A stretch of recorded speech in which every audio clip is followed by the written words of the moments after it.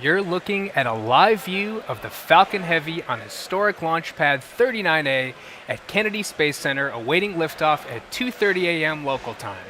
Welcome to our live webcast of the Falcon Heavy Space Test Program 2 mission, or STP-2, from SpaceX headquarters in Hawthorne, California. My name is Alex Siegel, and I'm a material planner here at SpaceX. I'm excited to be here with you today, along with my co-hosts, bringing you coverage of the third launch of Falcon Heavy, this one for the U.S. Air Force. And I'm Jessie Anderson. I'm a lead manufacturing engineer here at SpaceX. Tonight's mission is a rideshare mission and marks the first Department of Defense launch on Falcon Heavy, the world's most powerful operational rocket by a factor of 2. It will be among the most challenging launches in SpaceX history. We will be delivering 24 satellites to space with 20 distinct separation events for 13 partners.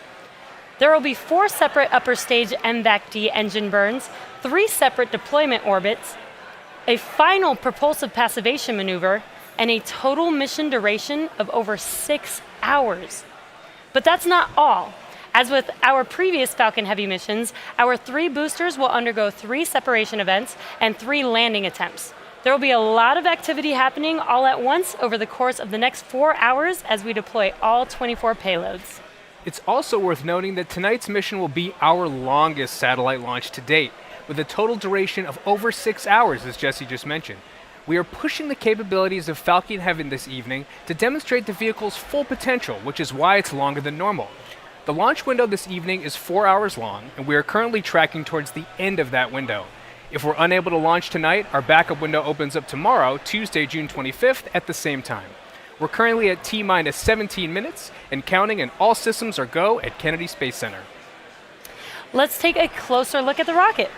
Falcon Heavy is essentially 3 Falcon 9 rockets strapped together, which means it can carry a much larger payload, not only to Earth orbit, but to the Moon and Mars. Like Falcon 9, Falcon Heavy is a 2-stage launch vehicle. The big difference is that the Falcon Heavy's first stage is comprised of 3 cores, and the Falcon 9 only has 1. Each one of these cores has 9 Merlin 1D engines, making for a total of 27 overall. Altogether, the engines produce 5 million pounds of thrust, equal to 18 747s at takeoff. In fact, the engines produce so much power that we don't run them all at full thrust all at once until after liftoff. For the mission today, the center core is brand new, but the 2 side boosters were previously flown in April on Arabsat 6A Falcon Heavy mission. This is the first Department of Defense launch flying reused boosters. Now, during ascent, Falcon Heavy will throttle its thrust up and down and on both side boosters in the center core to balance aerodynamic and structural loads on the vehicle. About 70% through the first stage's burn, the 2 side boosters will separate and come back to Earth for simultaneous landings at Cape Canaveral Air Force Station on Landing Zone 1 and Landing Zone 2. At this point, the mission will proceed just like a standard Falcon 9 flight. The center core will keep firing for another minute, then will perform a standard stage separation from the second stage. We will attempt to land the center core on our drone ship, Of Course I Still Love You, which is currently stationed about 650 nautical miles off the coast of Florida in the Atlantic Ocean. It's worth mentioning that for this mission, bringing back the center core will be more challenging than usual, as our booster will be coming in extra hot and our drone ship is positioned almost double the normal distance from land. Given this distance, we may not receive any video of landing. Now, if we are able to land all 3 cores tonight, it will be a particularly exciting achievement. The second stage is exactly the same as any other Falcon 9 flight. Tonight, the second stage will move through 4 different orbits in order to deliver the payloads on this mission. The first and second are low Earth orbit, or LEO, the third is a transfer orbit, and the final is medium Earth orbit, or MEO. Speaking of those satellites, all 24 of them are safely enclosed inside of the 17-foot diameter payload fairing, which is the pointed structure on the very top of the rocket. This protects the payload from aerothermal loads, heating, and contamination during ascent. Once we reach the vacuum of space, we no longer need them, so we will jettison the fairing as the second stage continues on its journey to orbit. We will be attempting to recover the fairing pieces tonight with our recovery vessel, Miss Tree, formerly known as Mr. Steven. Our hope is to catch one of the fairing pieces in the ship's nets, and recover the other piece from the water. If we are not successful with our catch attempt, Miss Tree will recover both pieces from the water. Let's check in on how the countdown is going. It's T-minus 14 minutes, 10 seconds and counting down. Good evening. I'm John Isberger, the Falcon Principal Integration Engineer at SpaceX. Now we are at T-minus 14 minutes from the launch of the Falcon Heavy, and all systems are go for launch on the half hour. Falcon Heavy rolled out to the pad with the payload 27 hours ago and went vertical about 7 hours later. Now we did have a ground hydraulic issue early in the count, but it was fixed, and currently everything is go. We cleared the pad deck at T-minus 9 hours to begin hazardous operations, and just before we began the webcast, the SpaceX launch director pulled the 9 members of the launch team. You can see the firing room at Kennedy Space Center. We pulled the team, got to go for propellant loading and launch. Now we're currently loading propellant on all 3 first stage boosters and the second stage. Now we load 2 propellants on the Falcon Heavy. One is liquid oxygen called LOX. No oxygen is in space to support combustion, so we have to bring our own. We chill it to get it as dense as we can in order to maximize how much we load. The second propellant is our fuel, RP1. That's essentially a purified kerosene. Now these 2 propellants have a long history of usage. The Saturn V first stage, flown from this very pad on the moon missions 50 years ago, used LOX and kerosene. Now for the satellites on tonight's flight, everything is go. The last transfer to internal power is coming up in just half a minute. Other than that, the spacecraft teams here at the Cape are monitoring data as we proceed to T0. And I expect a lot of satellite builders and operators are anticipating getting data from space with a lot of enthusiasm. Now we're launching out of the Eastern Range, supported by Cape Canaveral Air Force Station. The range is currently go. They're prepared to support today's mission. They're making sure that the sea space, the airspace is cleared. No one's nearby to get in the way of tonight's launch. They're also releasing balloons, which brings up the question of how's the weather? The good news is the weather is looking very good. Ground level winds are acceptable. Upper altitude winds are also acceptable. Now, as Alex mentioned, we started the day with a 4-hour window. However, now that we are into LOX loading, we don't have the ability to hold the countdown. Falcon Heavy is 3 rockets counting down at the same time. We need so much liquid oxygen that we would have to scrub tonight in order to use the backup date tomorrow at the same opening of the window time, 11:30 p.m. Eastern. Now, if you followed the SpaceX webcast in the past, you've probably heard me remind everyone that launch is hard. Well, that goes double tonight, as we're going to fly the most demanding mission profile for a Falcon rocket ever. So the SpaceX team has their conservative dial set at 11 and stands ready to take time to look into anything out of the norm. Now, as the energy from the team gathering below me outside of the control center is growing, we are go at T-minus 10 minutes and 51 seconds. As we mentioned earlier, tonight's launch is for the U.S. Air Force and is a rideshare mission with 24 satellites. The mission involves the largest number of government agencies we've had as mission partners, including the Air Force, the Naval Academy, NASA, NOAA, and the Taiwan Space Agency. The specific agency inside the Air Force responsible for overseeing tonight's mission is the Space and Missile Systems Center, or SMC. Let's get some more details about what the agency does and is responsible for.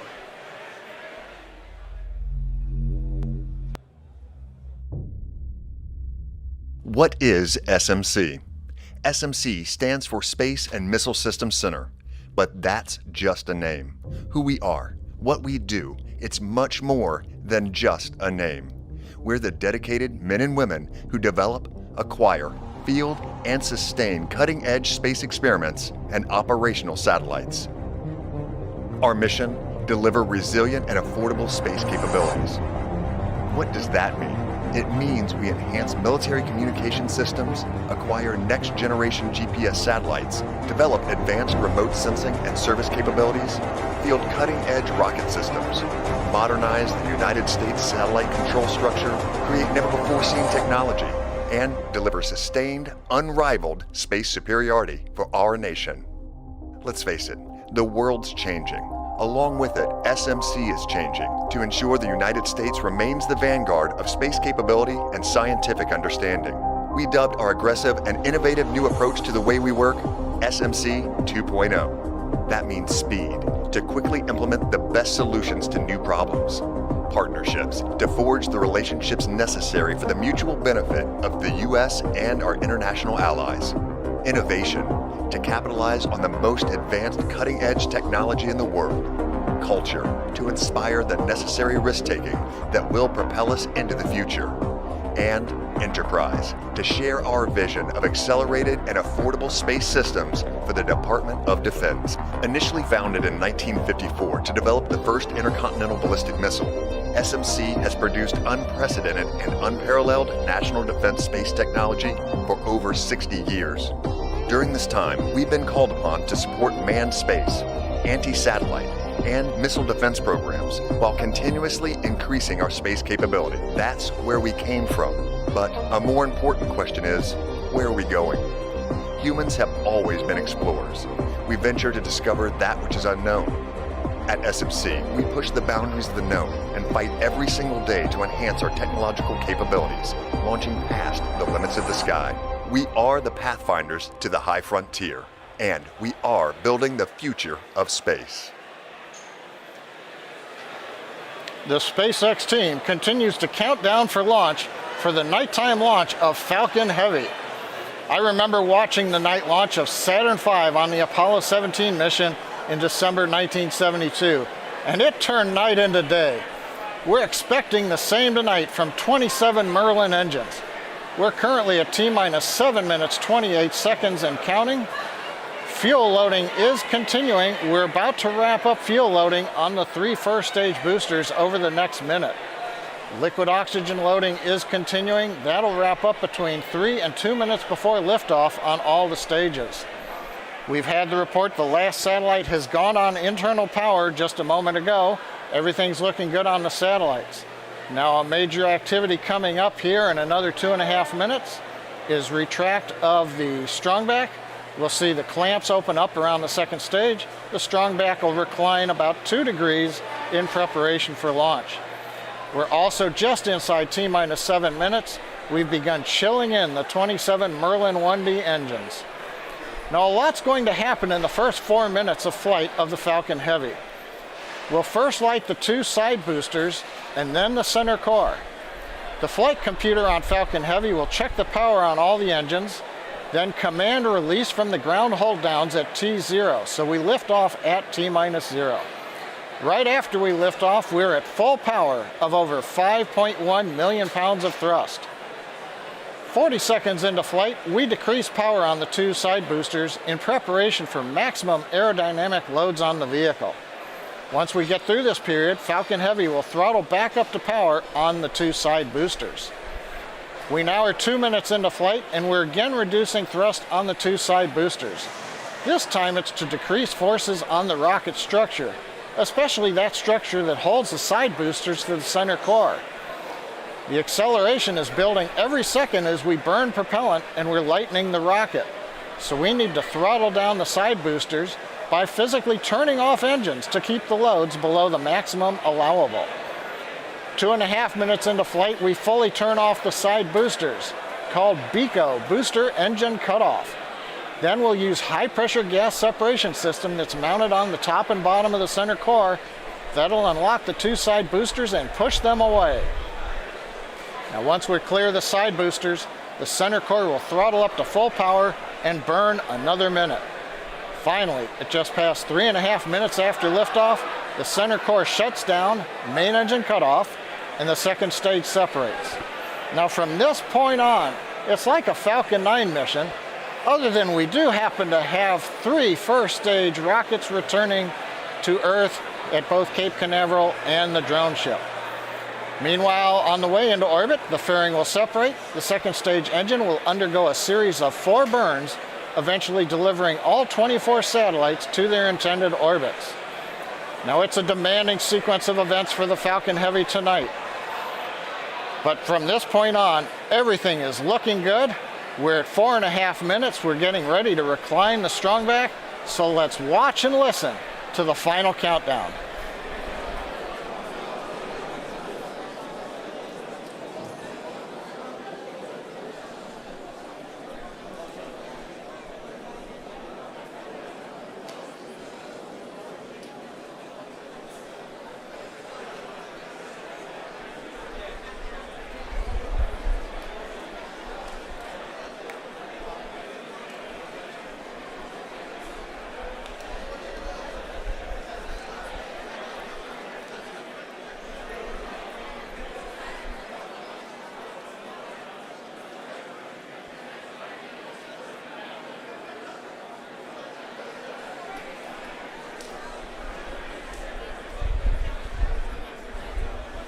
Back starting to retract. And negative Y lock load is closed out.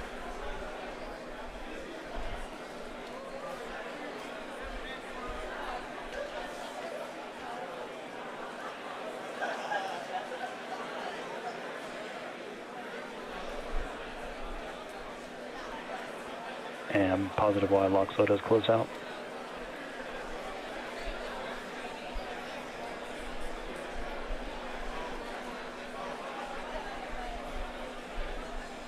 Strong back lower is closed out.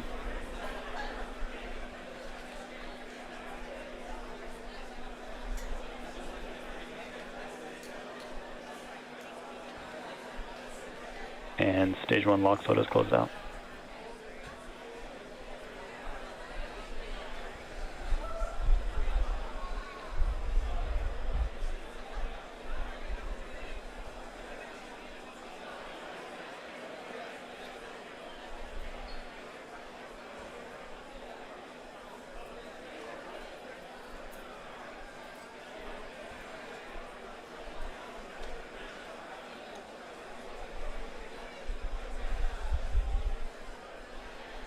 Vehicles on internal power.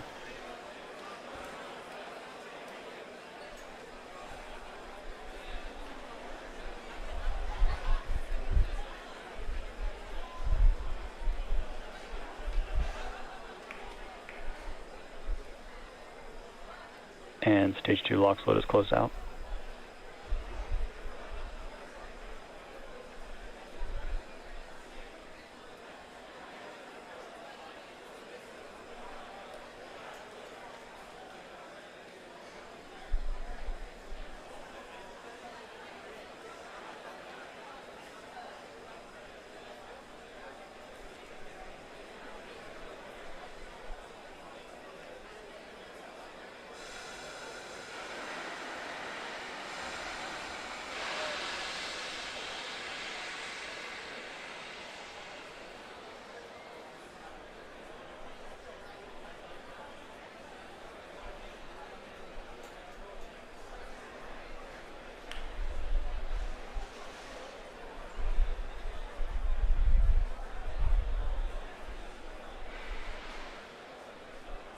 Ground gas close, that's complete.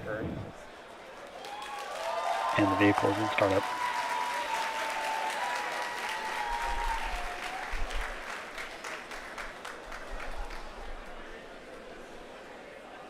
This is the mission director. Go for launch.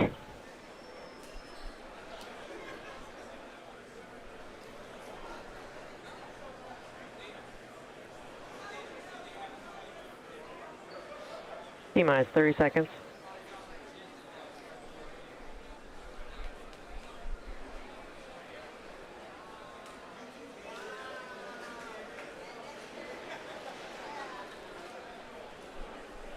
T-minus 15 seconds. 10, 9, 8, 7, 6, 5, 4, 3, 2, 1, 0. Ignition.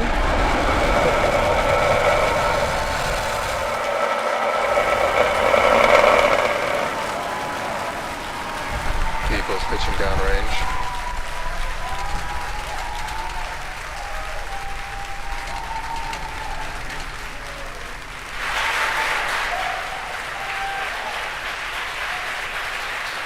T plus 25 seconds into flight under the thrust of over 5 million pounds. Falcon Heavy is headed to space.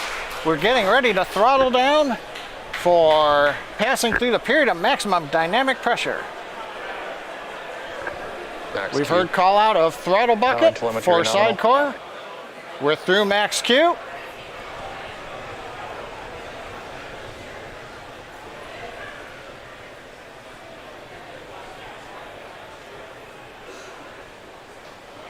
Vehicle is supersonic. Everything continuing to look good on the Merlin 1D engines. We're throttling back up on the side boosters to full power. A minute 15 seconds into flight. Performance looks nominal.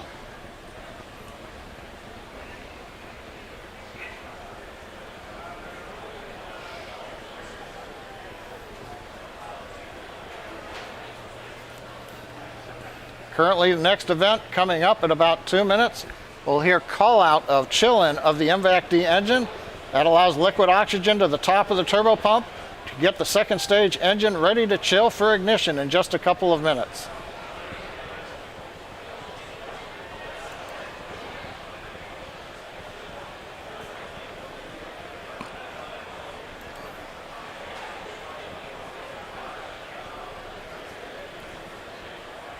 We're 2 minutes into flight. We've begun to decrease thrust on the side boosters to minimize acceleration and loads on the Falcon Heavy structure. We've turned off one engine on each of the side boosters to decrease that load.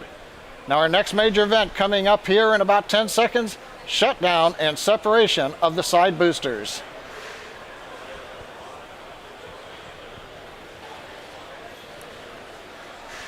The view should be the side booster cameras on two sides and the center core in the middle. Booster shutdown. Booster separation confirmed.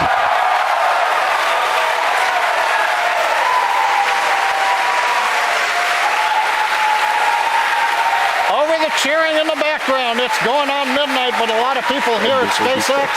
Side boosters are separated. They're getting ready for their burn back to Cape Canaveral. You can see on the left and right views, the side boosters have ignited. The center core continues under full power. Everything looking good on the Falcon Heavy. Next event coming up in about 15 seconds will be shutdown of the center core, followed by stage separation and ignition of the second stage engine. Good views of the two side boosters under the thrust of 3 engines each, slowing down their velocity and coming back towards Cape Canaveral. We have shutdown on the center core. Go. Stage separation confirmed.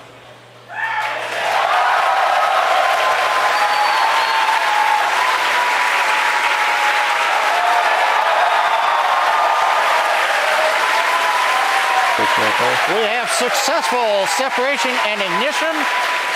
We're coming up on shutdown of the two side boosters. Side booster, boost back shutdown. And we've heard the call out side booster boost back shutdown. The center core, you can see, is not doing a boost back. It's headed downrange to the drone ship. Here comes fairing separation. Cross-ranger nominal. Fairing separation confirmed. We have confirmation of the payload fairing separation. So far, 4 minutes, 17 seconds into flight.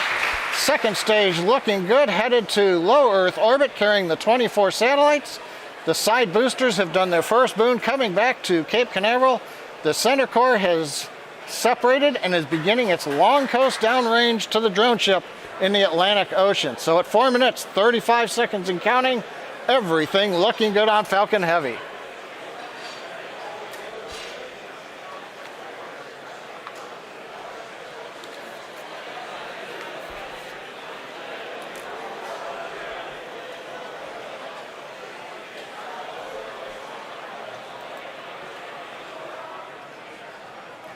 Now those side boosters are making their way back. Their grid fins on all 3 boosters should be deployed, and those are help guiding them to their landing zones. As a reminder, today we will be attempting to recover all 3 of these first stages, and all 3 boosters are currently making their way home. In just a few minutes, the side boosters will execute an entry burn followed by a landing burn, and the center core will complete the same burns just a few minutes later. Both burns are used to slow the stage's speed down rapidly before landing. At the time of separation, the side boosters were traveling slow enough to turn around and make their way back to land at our side-by-side landing pads. The center core is going too fast to efficiently return to the Cape, so we're using our autonomous drone ship, Of Course I Still Love You, as we mentioned earlier. As a reminder, our drone ship is positioned twice as far offshore than normal, so we may not get visuals of landing tonight. Also coming up in a few minutes will be the call out for second engine cutoff. So coming up in about a minute here, we're going to look for that side booster reentry burn to begin. Shortly after that, that should end about 20 seconds later.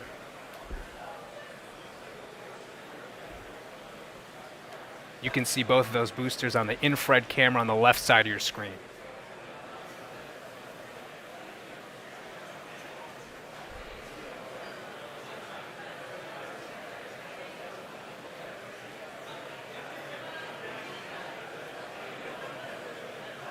Again, about 30 seconds until we expect those side boosters entry burn to begin.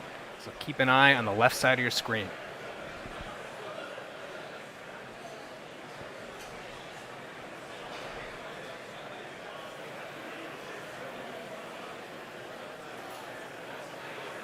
In about 10 seconds, we should see those side boosters reignite for their entry burn. Side booster entry burn startup. And we have confirmation that the entry burn has begun. And in about 15 seconds from now, we expect that to end. Oh, wow.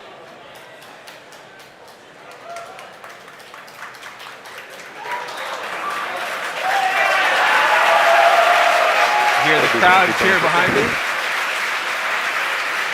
And that entry burn has completed. Note that second engine cutoff and the center core will be landing almost at the same time. So we're going to have a few events in succession at about T plus 8 minutes and 21 seconds.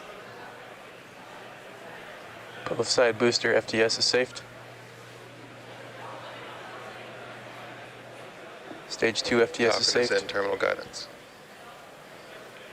In about 20 seconds, we're going to look for that side booster landing burn to begin on both boosters. Side boosters transonic. About 10 seconds away.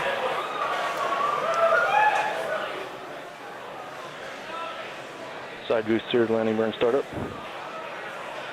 We've heard the call out for side booster landing burn startup, and there you see it on your screen. See it coming towards our two landing pads.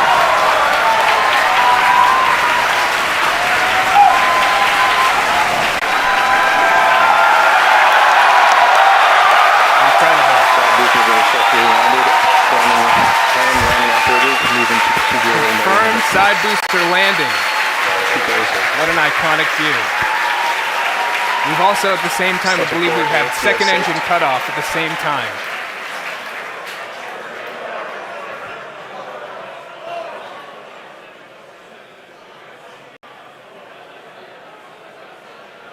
As we mentioned earlier, the center core entry and landing is going to be risky. During entry, it'll face more heating and dynamic pressure than we've ever experienced on Falcon 9 or Heavy flight before. Why, you ask? Because we have to lift the second stage higher and faster than other Falcon Heavy flights in order to have enough performance. Looks like that was the confirmation for it to begin. So we're a little bit off the timeline. Center core entry burn shut down. And we had just heard the confirmation that center core entry burn has shut down. And now that the entry burn is complete, the center core is moving back about 20% faster than it was at the end of the Falcon Heavy 2 Arabsat entry burn. First stage Cape LOS expected.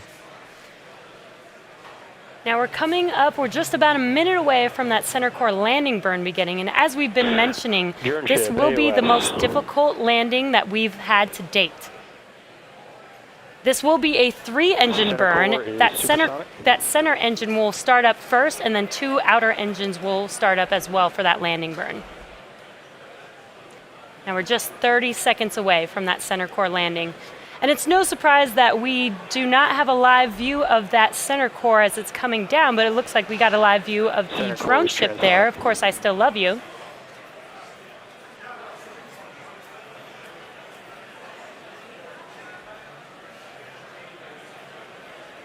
If you're just now tuning in, we're just about 10 seconds away from that center core landing burn beginning.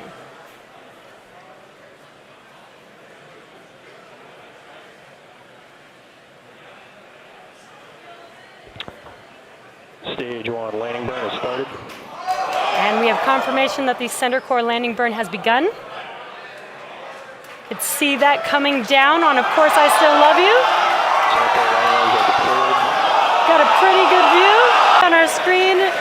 It looks like our center core did not make it on our drone ship, Of Course I Still Love You tonight. Again, as we've been mentioning, this was the most challenging landing that we've had to date. And this is our secondary mission. So our primary mission, we just heard the call out for a good orbit of our second stage. So we are actually just moments away from our first deployment of the evening for Oculus ASR, which was developed by students at Michigan Technological University. We will be passing beyond the Bermuda ground station, so there is a chance that telemetry may cut out a few seconds before deployment, in which case we won't be able to see the satellite actually deploy on camera or get confirmation of a successful deployment until telemetry is restored. Now we're just about 30 seconds away from that deployment. So we'll listen into the nets for that confirmation.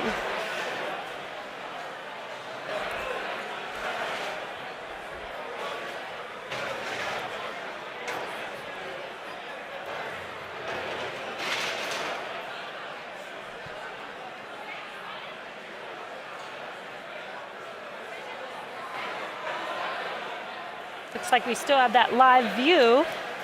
Might have a chance to see this deployment live on camera.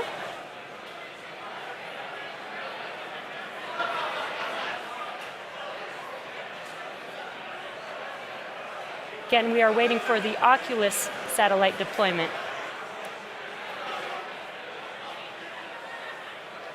And as we expected, looks like we lost that live view. So we will wait to get some confirmation of that deployment, and we will update you guys in a few minutes later on in the webcast. We are now in between ground stations for the next few minutes with nothing to see. So we are going to take a quick break, but we will be leaving you with an animation that shows you where we are throughout the coast phase. We will be back around T plus 20 minutes for our next set of deployments. And it's worth noting that since we won't acquire ground station coverage again until T plus 21 minutes, we are going to miss that first P-Pod 1 CubeSat deployment. See you back here in about 6 minutes.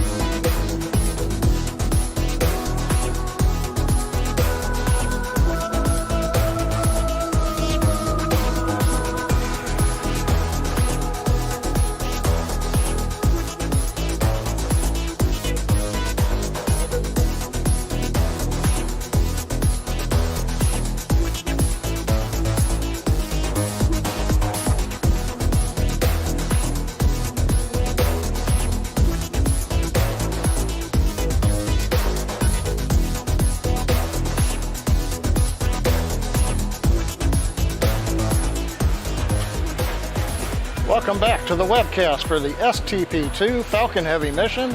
We're T plus 20 minutes and 7 seconds and counting. Right now, as we left the webcast, we were waiting to see the Oculus satellite deploy. We didn't have confirmation when we lost signal over Bermuda. That was normal, losing signal. You do it when you pass beyond line of sight.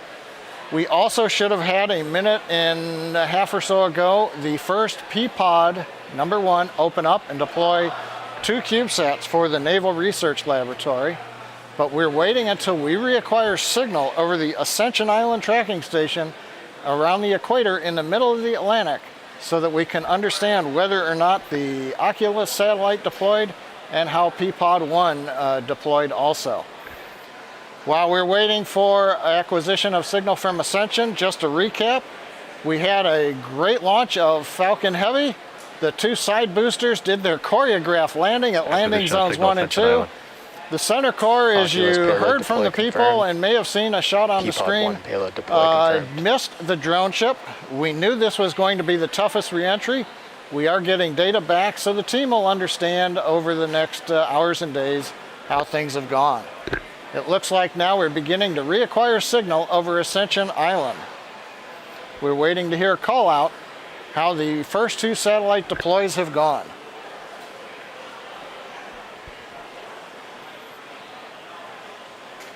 It appears we have confirmation that the Oculus satellite was separated and P-Pod number 1 opened up, deploying the Naval Research Laboratory satellites. There's a view from space, and if you remember the view just before we left, on the bottom left was the Oculus satellite, had a white coloring to it, and it's no longer there. Now we're going to cover the last of the 8 P-Pod satellites that are coming up for deployment, and that's going to take about 30 minutes to get through this sequence. The next deployment comes up just before T plus 25 minutes. Now these 8 deployers will open, and they'll release 11 satellites. Now, if you've watched our coverage from other launches like Iridium, you know that the 1 camera we have on top of the payload attach fitting cannot see all sides of the dispenser holding the satellites. Because of the positioning right there, as you see on your screen, of the 1 camera, we won't be able to see all of the CubeSat deployments today. In particular, the next 3 P-Pods, 2, 3, and 4 on the back side, we won't be able to pick those up. However, as the second stage does maneuver in orbit, in the sunlight, we might be able to pick up a glint of the sun off of the CubeSats as they move away from the second stage. Now the next deployment, coming up just before 25 minutes, is known as FalconSat 7. This is an optical telescope for the United States Air Force Academy. The CubeSat, when it is ejected, will eventually deploy a rigid boom that holds a membrane that acts like a lens in a telescope. And once that membrane is rigid, it will allow imaging of the sun. So this is a deployable optical telescope for the Air Force Academy. However, as I said, we won't be able to see it. We'll have to wait for call out to confirm the separation.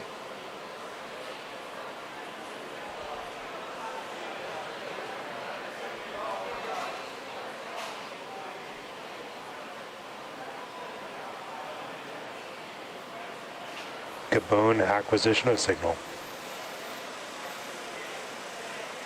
We've heard a call out. Gabon has acquisition of signal. As we are approaching the African coastline, the next ground station beyond Ascension Island is picking up the signal from Falcon Heavy second stage.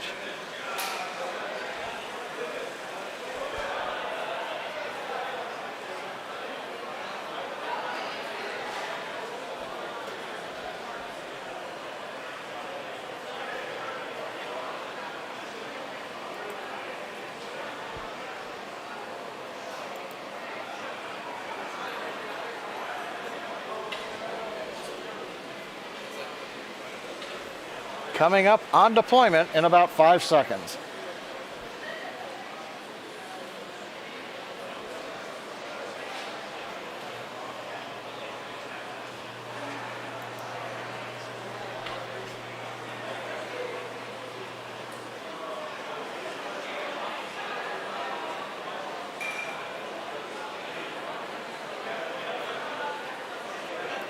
P-Pod 2 deploy confirmed.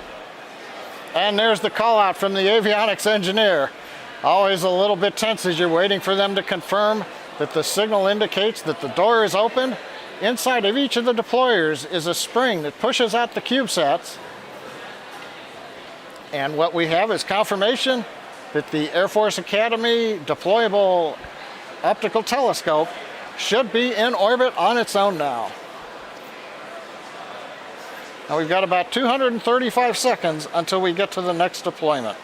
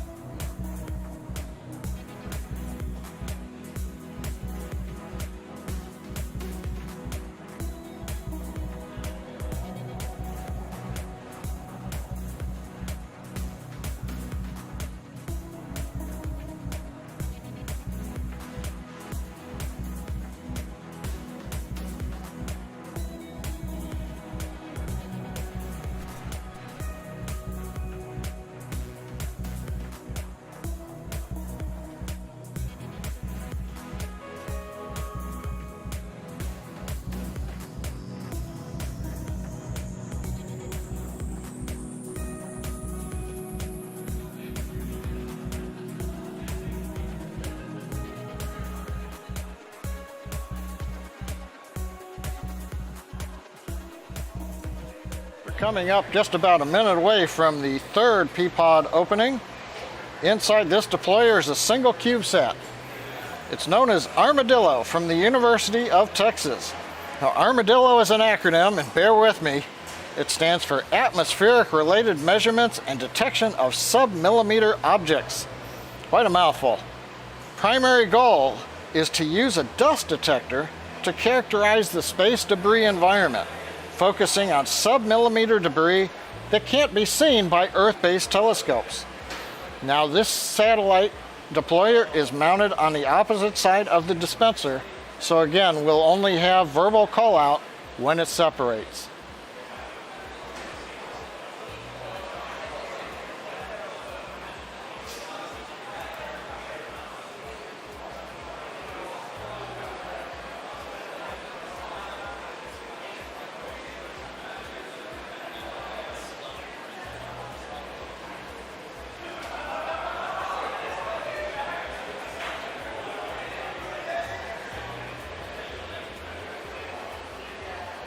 P-Pod 3 deploy confirmed.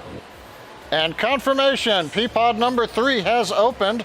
Armadillo should be on its way into orbit in the vacuum of space.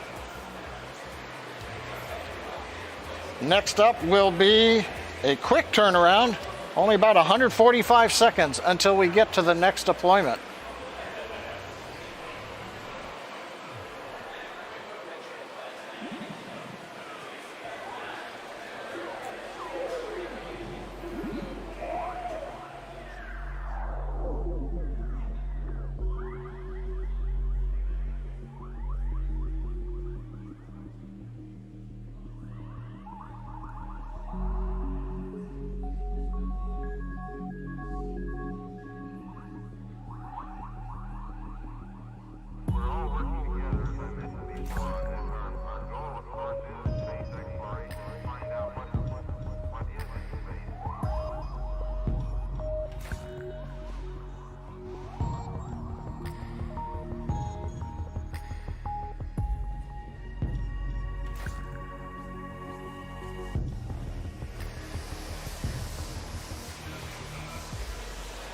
Okay, we're just over 50 seconds away from the deployment of P-Pod 4.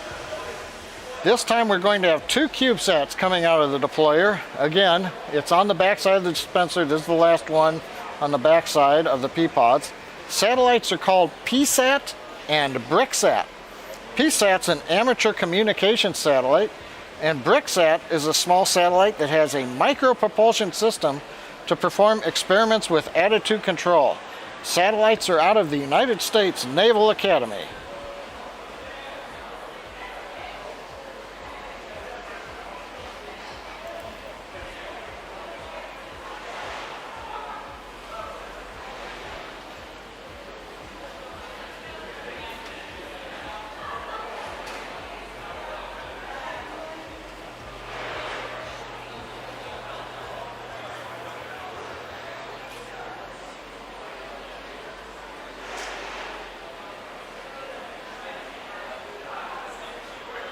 P-Pod 4 deploy confirmed. And we have confirmation over the net from Acquisition avionics. HPK. P-Pod number 4 has deployed. At the same time, we now have acquisition of signal over Hartebeestok, known as HBK, in Africa.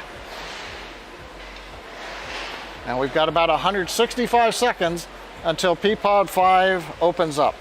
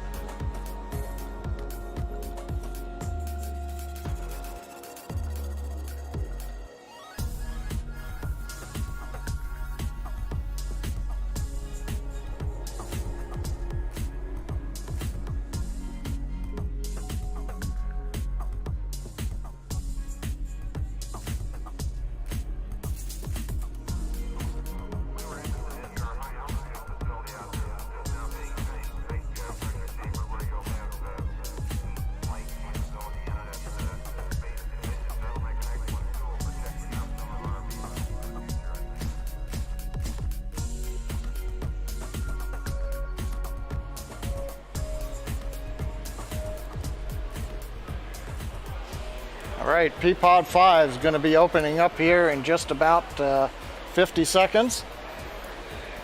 This P-Pod is holding a CubeSat called Prometheus for Special Ops Command. Now hopefully we might be able to get to see some of these now that they're deploying from the dispenser on the side of the camera. Currently on the map you can see we're passing over Africa in contact with the Hartebeestok ground station.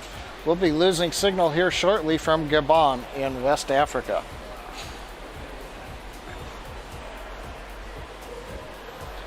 Now in this view, the P-Pod dispenser is located probably at about the 2 o'clock position around the dispenser, the very top. So you've got to look up there and we might see something going by. However, we're also starting to get a sun flare off of the camera.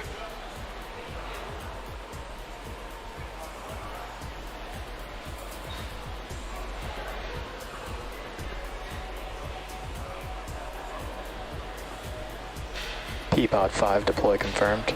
We've heard the confirmation. P-Pod 5 is deployed.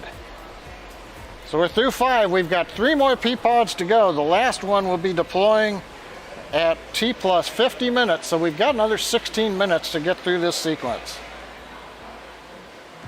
So the next one coming up should be deploying in about 285 seconds, a little more than 4.5 minutes almost.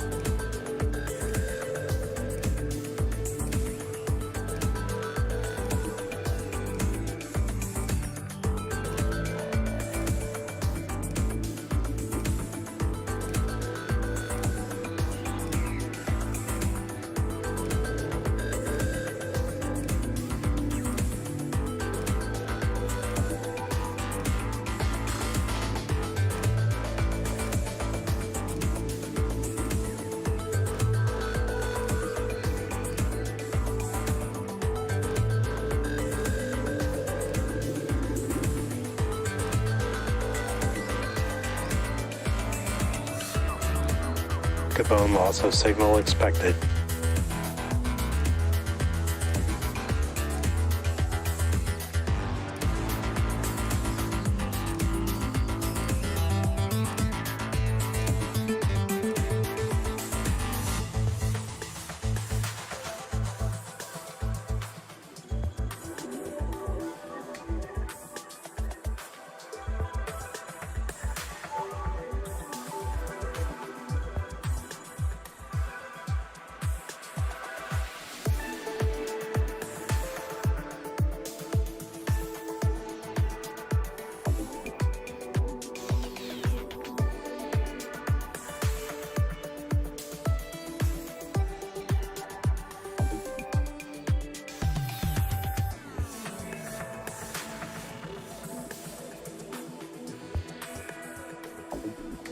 Mauritius acquisition of signal.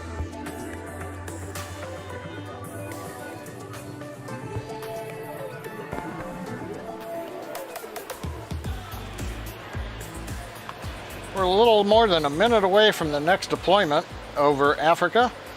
In fact, the next two P-pods that will open and deploy satellites are in support of the NASA Enhanced Tandem Beacon Experiment, and they're built by the University of Michigan.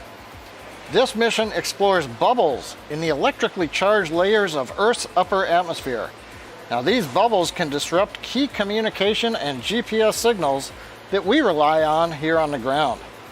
They currently appear and evolve unpredictably and are difficult to characterize from the ground. So the two satellites that will be deployed over the next several minutes are going to help try to understand that problem and find ways to work around it. As you can see on the map, we're currently over East Africa, downlinking through the Mauritius ground station.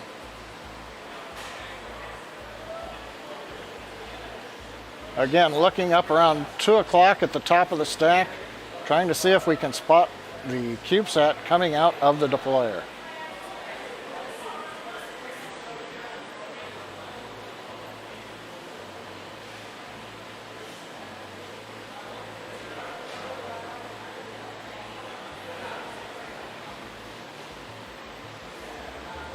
P-pod 6 deploy confirmed. We've got confirmation over the net. P-pod 6 deployer has opened. We should have the Tandem Beacon Experiment satellite ejected. I was looking for it on the screen, but I didn't spot it. The white objects you've seen coming off to the right-hand side, those are not the CubeSats. Now the second stage is now maneuvering to get in position for the next deployment. That's going to come up in about 5 minutes from now.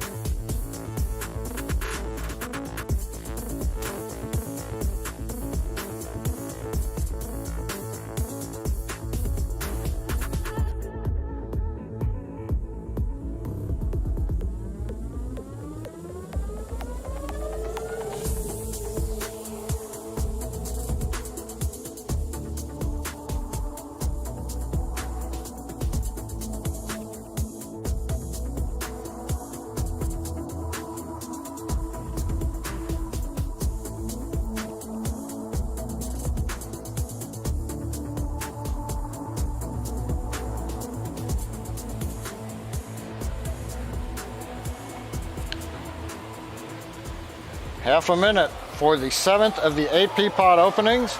This is also a tandem beacon experiment CubeSat. Now, to study those bubbles that I talked about in the Earth's atmosphere, the 2 CubeSats that we're deploying emit signals in a handful of frequencies to stations on the ground. From there, scientists can measure disruptions in the signals to determine how they're affected by the upper atmosphere bubbles. Waiting for call out of P-pod 7 opening and the CubeSat deploying.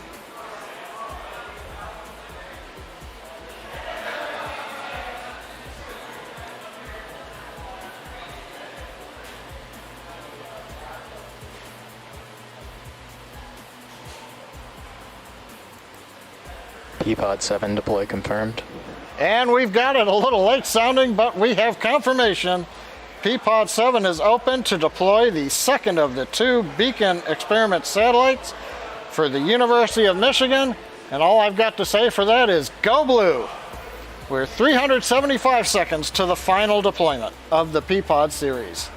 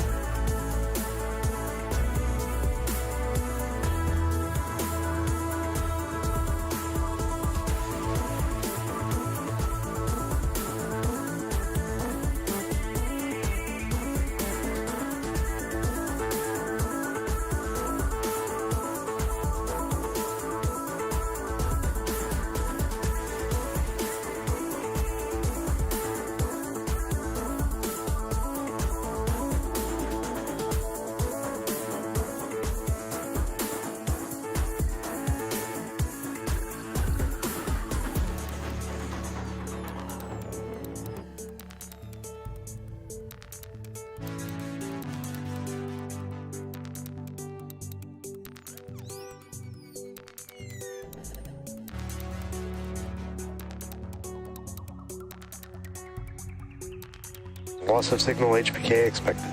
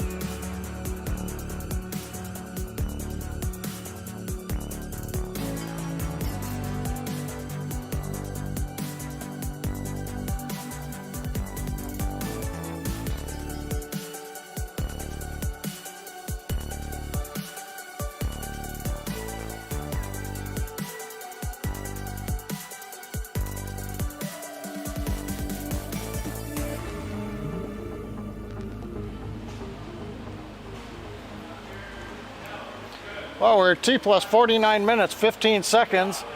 We're out between Africa and Australia getting ready for the last deployer, which will release 2 CubeSats that have been working together starting at liftoff. One is the NASA LEO CubeSat, and the second is the StangSat CubeSat from Merritt Island High School.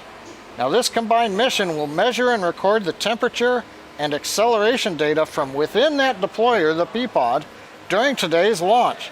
Now in addition to collecting that telemetry data during the launch, StangSat will stream its data in real time via Wi-Fi to the LEO CubeSat, something that typically we've not seen done before in CubeSats. We're waiting for call out of the CubeSat deploy. P-Pod 8 deploy confirmed. Deploy confirmed, and we saw it, at least I did, coming out of the top of the screen. So StangSat and LEO have successfully separated. And as a reminder, the Merritt Island High School team has been working on this project since 2011, according to their Facebook page. So after waiting a long time for a ride to space, we'll celebrate deployment with Go Mustangs! So we've gotten through the first set of satellite deployments. The Oculus SmallSat and the 8 P-Pods have all opened up. We've got a 21-minute break before we relight the second stage engine to change our orbit. So we'll be back with that.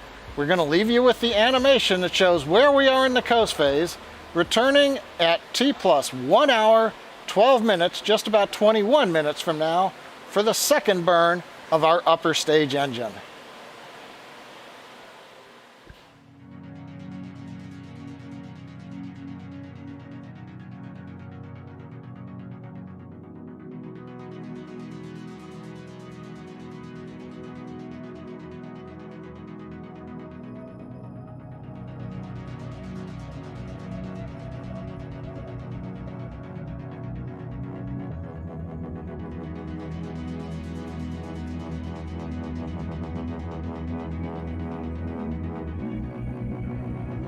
Acquisition West Australia.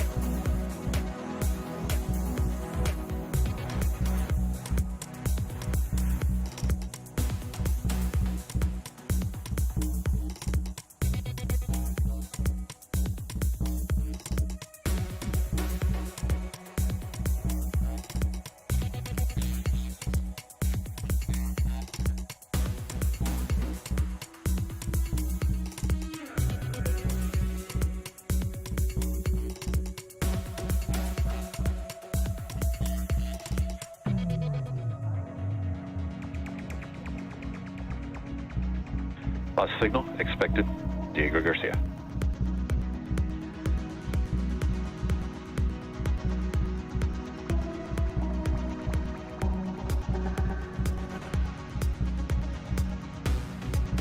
Loss of signal, Mauritius expected.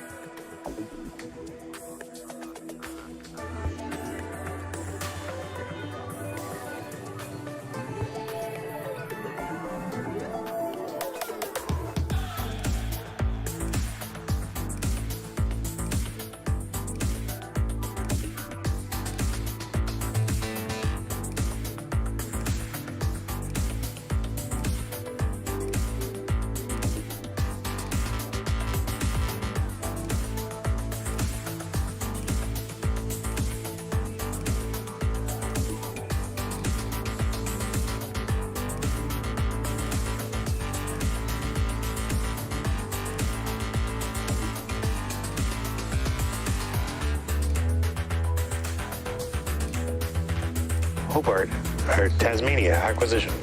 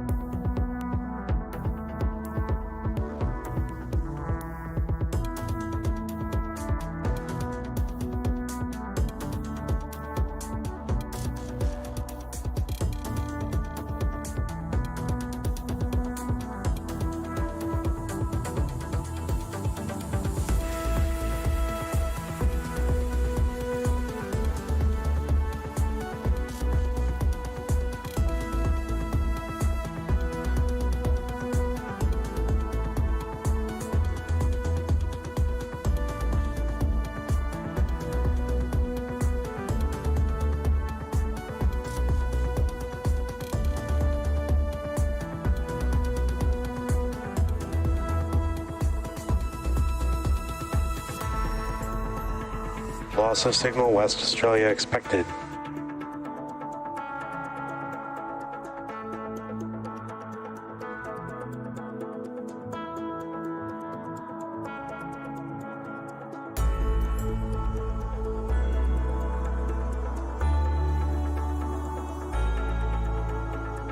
Loss of signal Tasmania expected.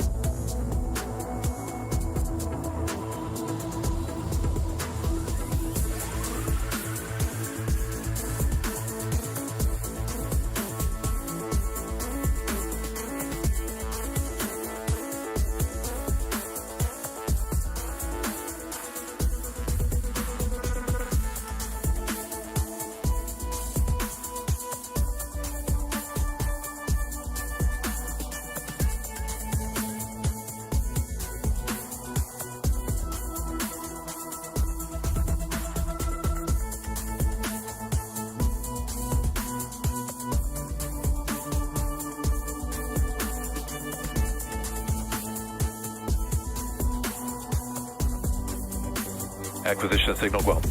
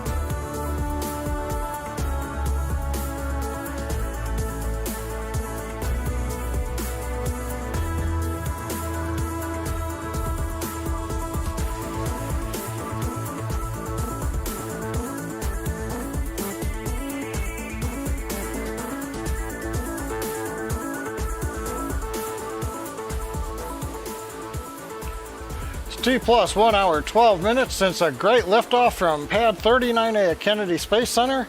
We are less than a minute away from the second of our 4 second stage engine burns. In fact, counting down, we're a little more than 25 seconds to go. Currently, we're chilling in the second stage. We're passing over the Southwest Pacific at this time. Everything looking good as we get ready to light the second stage engine. Currently, we're settling propellant down on top of the turbo pumps so that when we spin the pumps, they've got plenty of liquid to pull through and light the engine. Seconds away from ignition. Engine at power. We've heard the call out. Engine is at power. This is planned to be about a 22-second burn.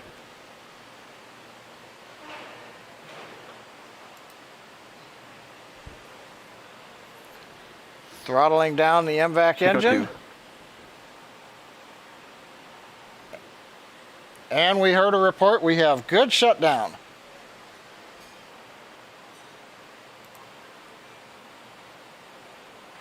Nominal orbit insertion. And what we love to hear, the guidance, navigation, and control engineer over the countdown net reports good orbital insertion. So we've had a good burn and a good insertion. Now that we're in the good orbit, we're going to be coasting again for the next 5 minutes or so. We'll be back around T plus 1 hour, 18 minutes, and 30 seconds for our next set of deployments. So stay with us. This will be a series of 10 small satellites, as well as the light sail and 6 cosmic satellites. And ladies and gentlemen, there we've got way out in the Atlantic, even farther away than the drone ship, Ms. Tree successfully with a payload fairing half. The second payload fairing half they've also spotted in the water, but we have accomplished the first landing on the net of a Falcon payload fairing half. So another first time accomplishment for the SpaceX team, especially out there in the middle of the Atlantic Ocean.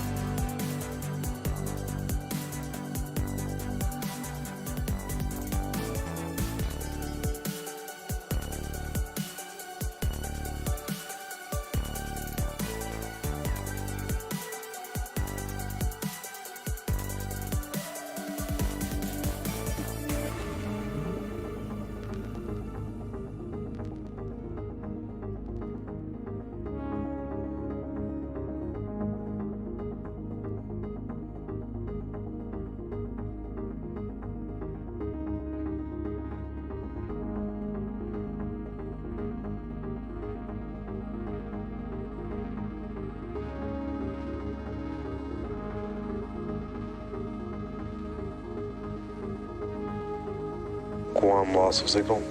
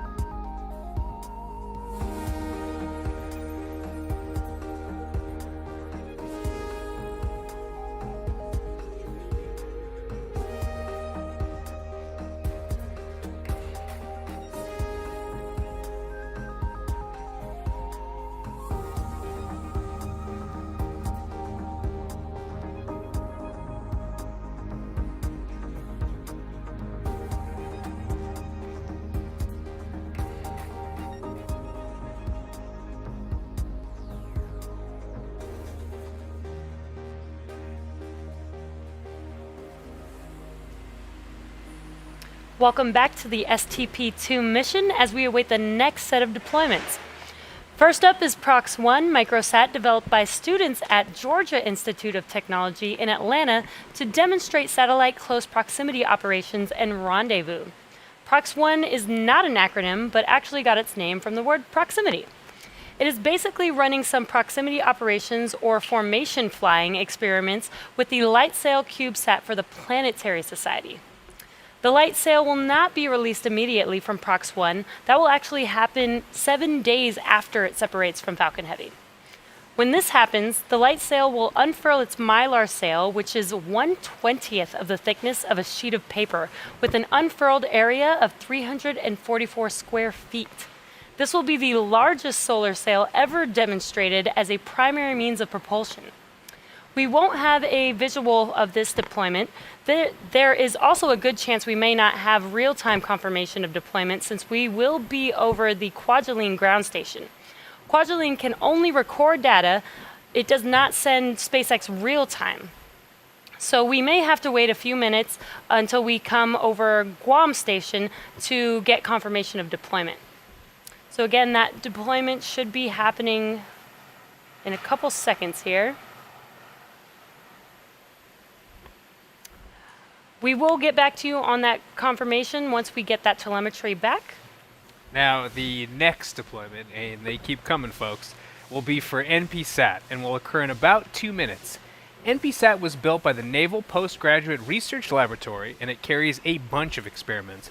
But in layman's terms, it's investigating the concentration of electrons in the ionosphere, one of the outer layers of Earth which influences radio transmissions. It's also doing experiments to improve communications and the survivability of computers in space, and demonstrating a new type of solar cells for power production. This deployment we will be able to see, hopefully, so let's sit back and wait to see it deploy, and that's coming up in about a minute from now, a little over a minute.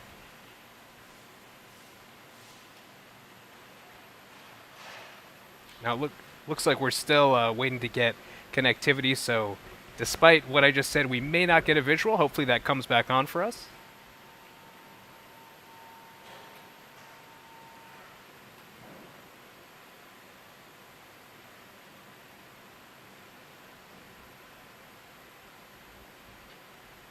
Now again, we anticipate hearing a call out of confirmation of deployment for NPSat in about a minute from now. Hopefully we'll get a visual as well.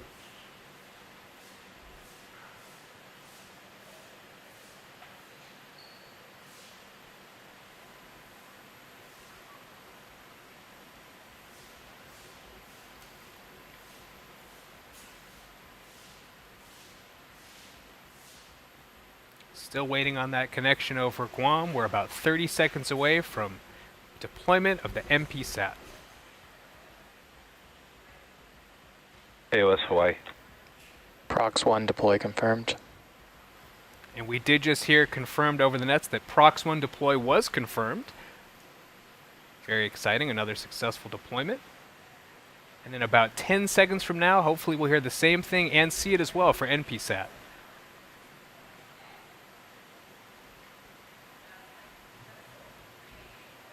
And there you see the release on your screen of NPSAT, a successful deployment, and confirmed over the nets. Amazing.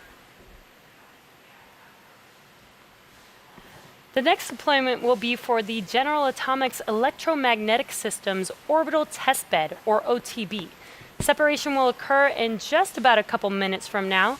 Due to the positioning of our camera, though, we will not be expecting to see this deployment live. OTB is a versatile modular platform based on a flight-proven hosting model to test and qualify Acquisition technologies. SSC Hawaii. On STP-2, OTB is hosting several payloads for technology demonstration purposes, including the Deep Space Atomic Clock, designed, built, and operated by NASA's Jet Propulsion Laboratory on behalf of the Space Technology Mission Directorate to revolutionize how spacecrafts navigate. This Deep Space Atomic Clock could change the way we navigate in space.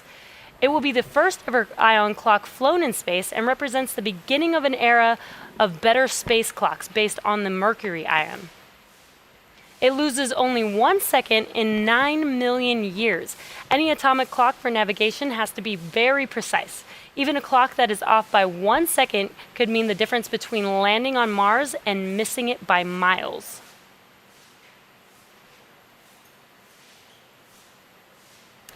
In ground tests, the Deep Space Atomic Clock stays stable and keeps correct time for weeks, even months. It's up to 50 times more stable than the atomic clocks on GPS satellites.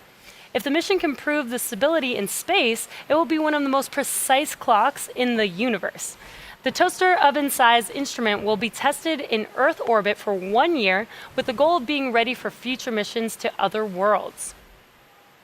Now we should be seeing this coming up or hearing the call out actually in just about 10 seconds from now. Again, we will not be able to see this live since it is not in our camera view. OTB payload deploy confirmed. And we just got that confirmation for the OTB deployment. Our next deployment is coming up in about 3 minutes, and this is for the Green Propellant Infusion Mission, or GPIM, which is a NASA mission that develops a green alternative to conventional chemical spacecraft propulsion systems. Once NASA demonstrates the fuel and compatible system in space, green propellant could replace hydrazine as the status quo spaceflight propellant. Not only will green propellant be safer, it will also be faster and much less costly. Again, due to the positioning of our camera, we are not expecting to see this deployment live either. But we can listen in for confirmation at about T plus 1 hour and 27 minutes. Hopefully we'll get that confirmation over the nets.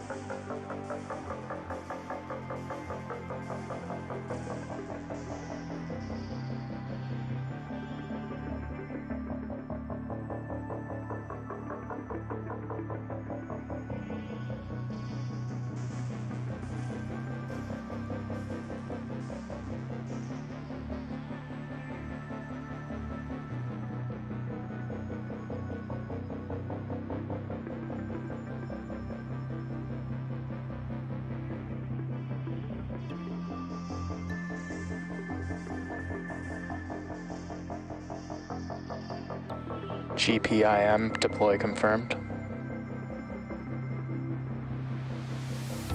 And we have just confirmed, and we actually saw a little bit of confirmation, of deployment of GPIM satellite. We're now one step closer to changing the way we travel to and around space. Well, T plus 1 hour, 27 minutes, 40 seconds, and the hits just keep on coming. Next up, in about 4 minutes, is the deployment of 6 Cosmic 2 satellites.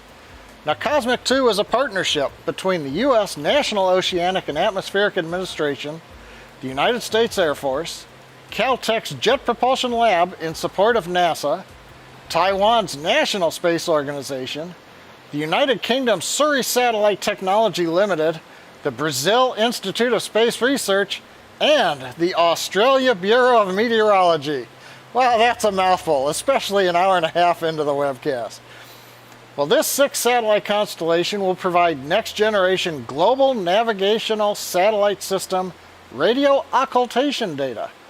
Now, radio occultation data is collected by measuring the changes in a radio signal as it's refracted in the atmosphere. That means we sample radio signals that have traveled through the atmosphere to measure temperatures and moisture in the Earth's atmosphere layers. This will be used to better predict weather events like hurricanes and model long-term climate trends around the world. Now, if you've seen our simulation of the deployment on the SpaceX webpage, spacex.com, look for STP2, got a nice video of all the satellite separations, you'll notice that the second stage rotates along the roll axis to orient each of the 6 cosmic satellites for release. So the sequence we go through for each satellite, the second stage slews using cold nitrogen gas thrusters to get to the correct pointing vector, and then we command from the flight computer the signal that will release the satellite. Once that satellite is deployed, the flight computer then commands the stage to rotate to the next position, and another cosmic satellite is deployed, and we'll repeat this process until all 6 are separated. Now, currently we're coming up in a little under 2 minutes for Cosmic 2-5 to deploy. The numbers are 1 through 6, but we don't deploy them in that order. The view you can see from space right now, just a second ago, the SpaceX camera on the back end of the second stage showed the MVAC-D nozzle extension. It's cold after its recent second burn, and we occasionally vent liquid oxygen out the drain tube to help keep pressure stable in the stage. Not this view, but the other one showed one of those nice pieces of solid oxygen. That's oxygen in the vacuum of space. It's so cold that it's turned into solid. It's not a liquid or gaseous oxygen like we breathe. That gives it that very fragile looking Christmas tree look, and it's not very hard. It's a very fragile substance. You'll see those pop off during the flight, and you'll probably see them going past the camera looking forward from time to time as the stage maneuvers around. Now, currently we are in a 3.5 minute maneuver to get to the correct position for the deployments. As I mentioned, the next deployment comes up at just after 31.5 minutes, 1 hour, 31.5 minutes into flight. So we're going to wait and look for it. Now, in the view that you can see on your monitor, Cosmic 2-5 is in the top left of center. You can see part of it has a white bottom. That should be the Cosmic 2-5 satellite that we'll see deploy coming up here in just over 1 minute. Just next to it is another one of the cosmic satellites, and then there's a third one also on the right above the one closest to the camera. So we should have 3 good views, and there goes the first cosmic satellite. 2, satellite 5, deploy confirmed. Right on time, within a second or so of the timeline that was set up days ago, so everything looking good. Now, the cosmic satellites, as I mentioned, are mounted around the dispenser. Now, if you remember again our Iridium missions, we had 2 cylinders mounted on top of each other, each holding 5 satellites. Now, the design for STP2 has 2 cylinders that hold the cosmic satellites. There are 4 satellites on the lower cylinder, and there are 2 on the upper cylinder.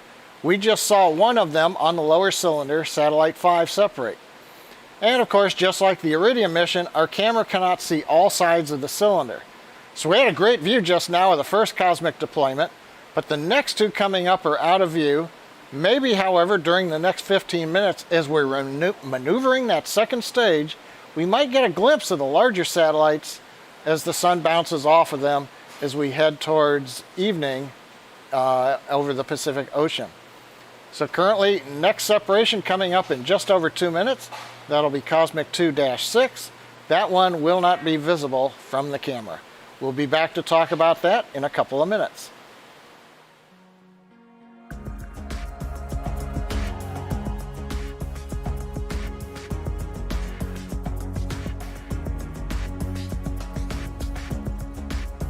AFSC on Vandenberg acquisition of signal.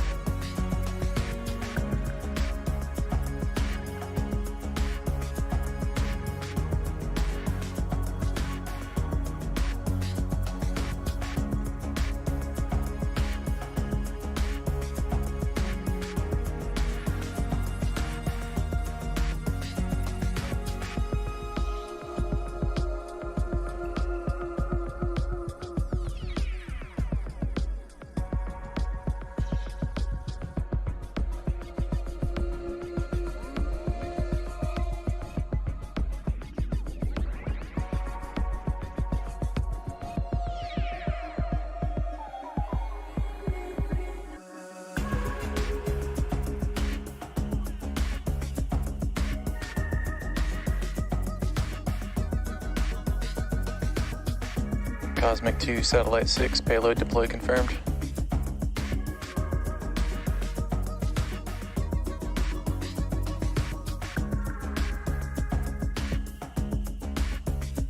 And we heard confirmation. Avionics Engineering reports, looking at the telemetry, that the Cosmic 2-6 satellite successfully deployed. Now, similar to what we do on Iridium, we've got another 2-minute pause. We'll be back for Cosmic 2-2 deploy.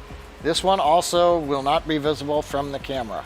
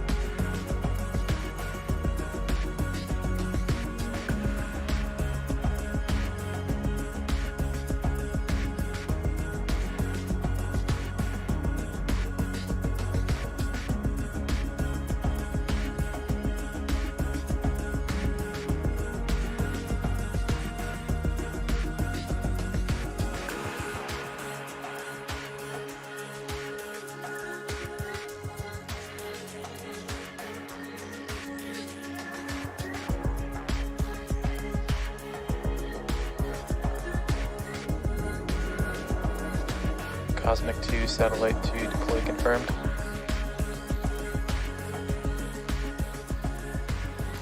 And another good call out from Avionics Engineering, watching the telemetry as we're passing through over the Vandenberg ground station now, coming up on the continental US. Cosmic 2-2, the third of the 6 cosmic satellite constellation that performs radio occultation data by sending signals through the Earth's atmosphere, has successfully deployed. Next up will be Cosmic 2-4. That'll be coming up at 1 minute 1 hour, 39 signal minutes, Hawaii 57 expected. seconds. Signal FSC and Hawaii expected. And we are reporting loss of signal as planned of Hawaii, ground station contact with the second stage as we flying further eastward, passing now through the Vandenberg ground stations and coming up on the SpaceX ground station in South Texas a little bit later on. But for now, we've got another couple of Acquisition, minutes. South Texas. And there you heard it, the South Texas ground station. SpaceX is located there, has picked up the Falcon Heavy second stage. So we'll be back in a couple of minutes when we listen to the deploy of Cosmic 2-4. This satellite should be visible. It's on the bottom center, or just left of center, that large satellite that was next to 2-5 when it separated a little while ago. We'll be back shortly to watch that deploy.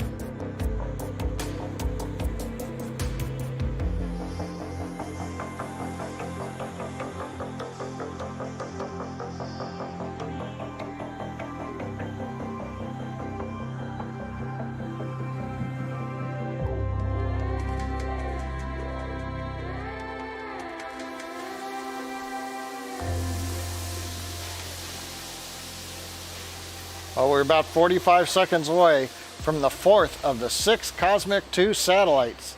This one, hopefully we get a nice view. Currently the camera cycles between views of the nozzle. Now we're looking forward, and then we should stick with the forward-looking view, and hopefully we'll see the satellite that's right front dead center there separate, coming up in about 13 seconds.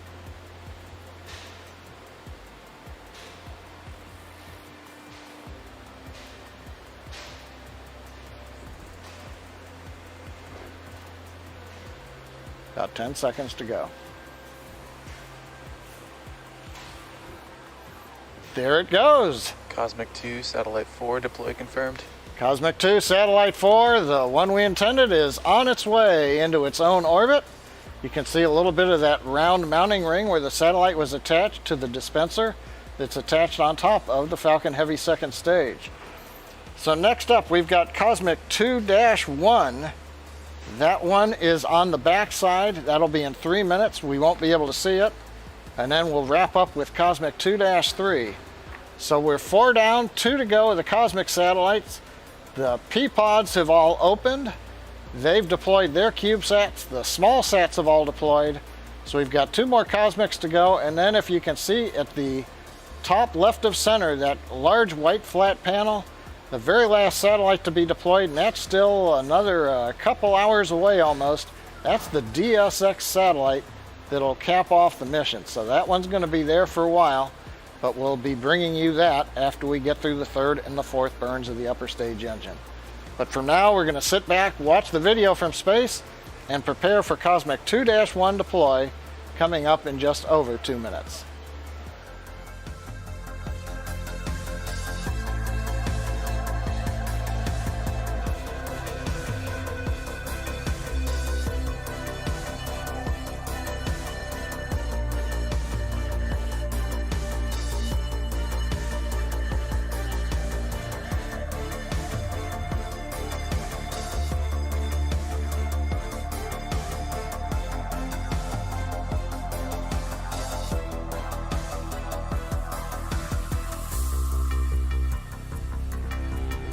Cape J6 acquisition.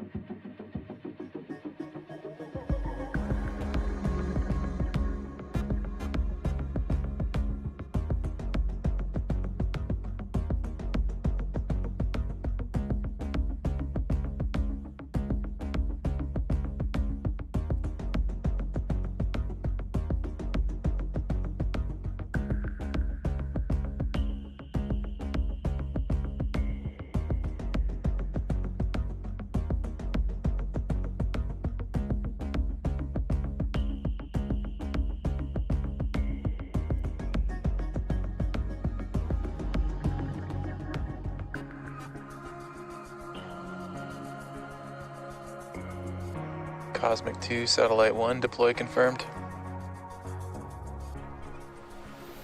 Well, we're just over 100 minutes into flight. We've had the 5th successful cosmic satellite deployed, 2-1, out of view, but that means the next one coming up, that's the one right in the middle there.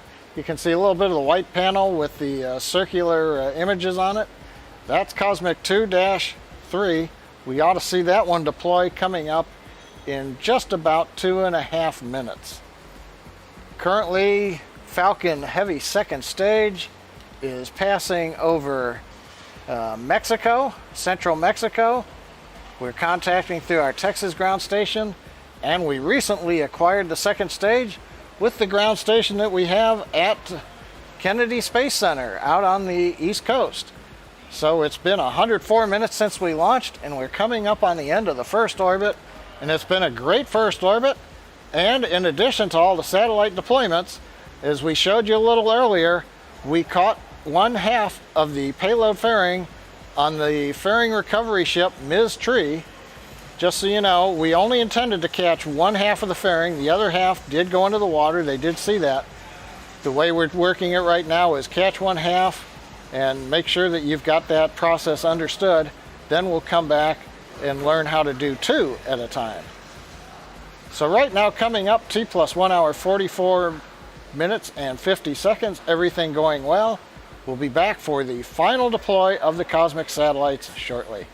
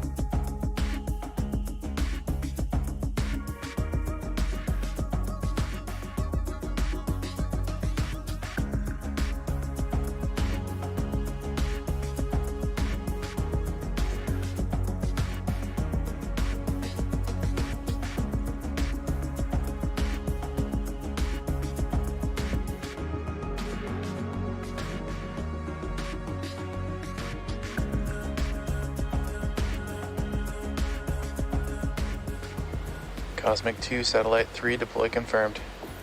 And we've heard the call out from avionics confirming what we all just got to see. Cosmic 2-3 successfully deployed. That makes 6 for 6 for the cosmic satellites. Everything continuing to go well on the deployment sequence.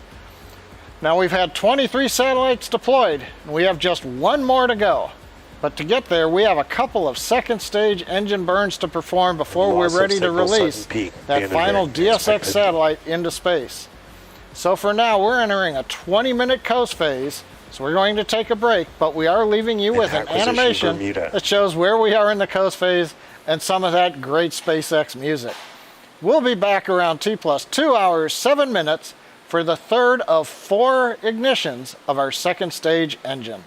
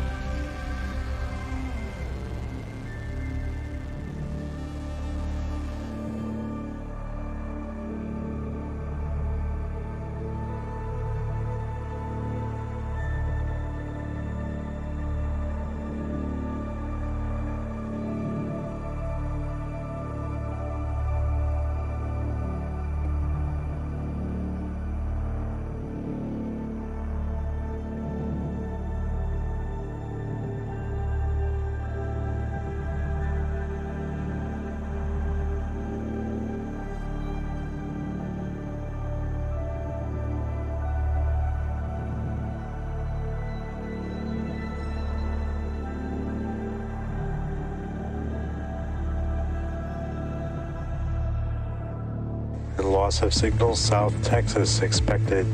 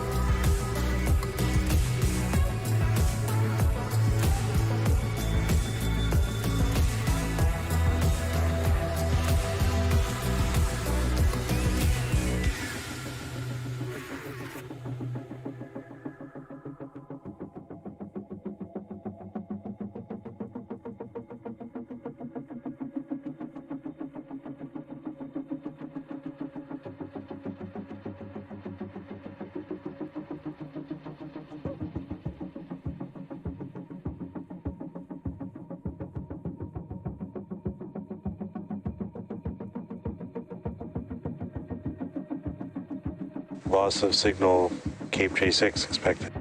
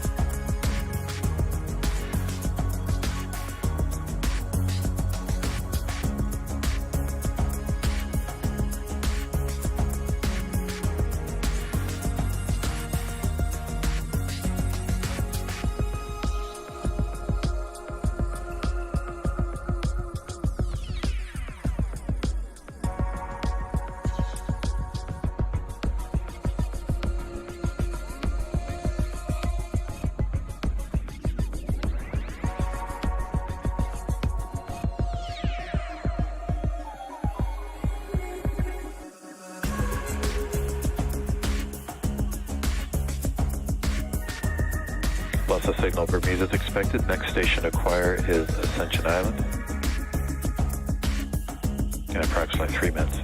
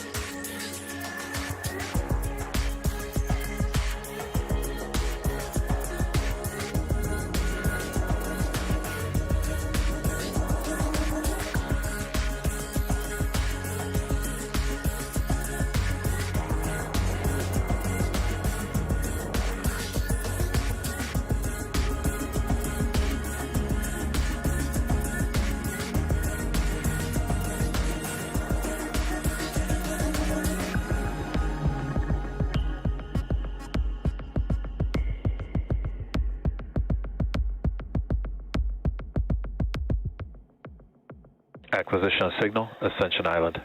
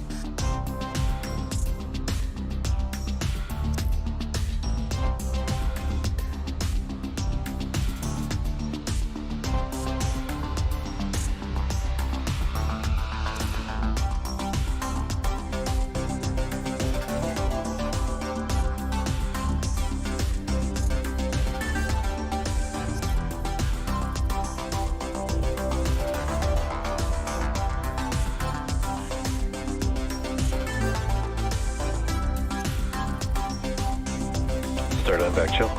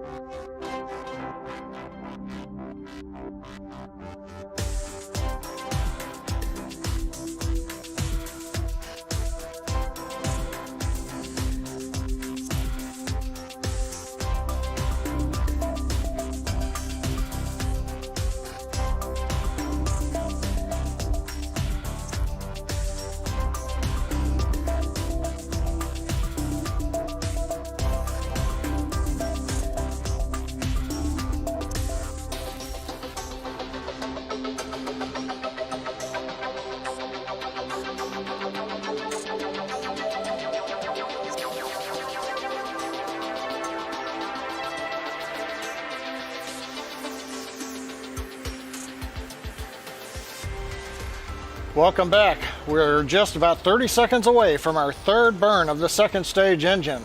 We're currently passing over the equator in the middle of the Atlantic over the Ascension Island tracking station.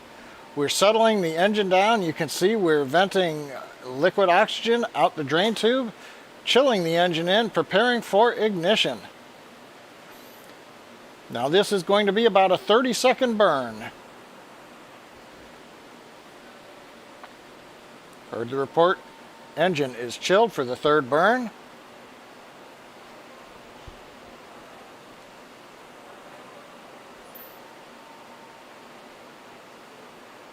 We're spinning the engine and we have ignition.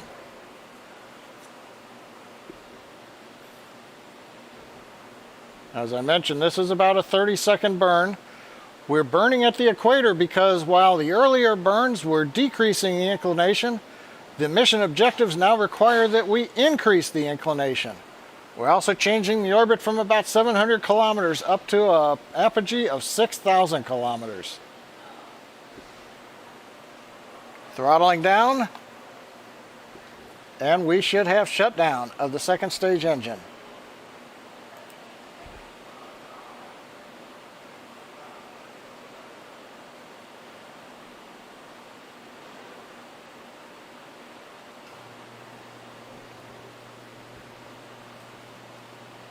Waiting for the data to be processed to show us what the orbit looks like. Nominal orbit insertion. And the call out, the one we always like from guidance, navigation, and control engineer, is a nominal orbit insertion. So we've had a good burn. Now we spent the first 2 hours of the mission in low Earth orbit, but now we're transitioning to medium Earth orbit. So to get from LEO to MEO, the most efficient way is to perform 2 burns of the upper stage engine. Now the first burn, the one we just completed, put us into a transfer orbit. As I mentioned, it had us at one end at LEO, about 700 kilometers, and now the other end of the ellipse will be at the higher MEO altitude, about 6,000 kilometers. But now we need to do a second burn, which is going to be about 80 minutes from now, to get fully into that higher medium Earth orbit. So that means we're going to pause the live commentary. We'll be back at T plus 3 hours and 27 minutes for the last events of a great mission so far. This will be the fourth and final relight of our second stage engine, as well as deployment of the DSX satellite that you can see at the very top of the stack as the camera has been cycling between views of the MVAC engine and the payloads. So 2 hours, 10 minutes into the books. We've got a little bit more to go. Be back with us at 3 hours and 27 minutes.